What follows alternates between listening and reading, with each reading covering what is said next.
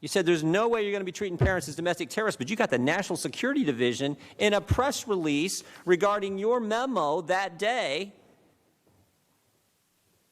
My memo does not mention the National Security Division. It's addressed to I didn't say it did. I said the press release accompanying your memo that day from the Department of Justice, right here it is, I'm going to be as clear talks about as the I National can be. Security This Division is being not- part of this effort.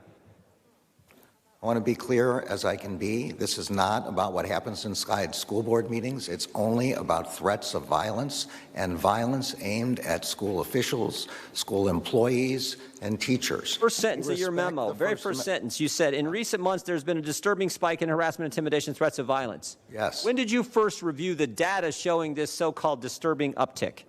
So I read the letter, and we have been seeing over time threats. Whoa. I didn't ask you. So you read the letter. That's your source?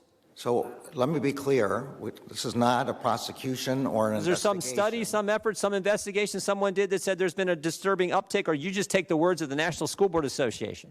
When the National School Board Association, which represents thousands of school boards and school board members, says that there are these kind of threats, when we read in the newspapers reports of threats of violence, when that is in the context of threats of violence. The source for this, for the very first line in your memo. Time of the gentleman has expired. Was the School Board Association letter. Expired, Mr. Deutsch.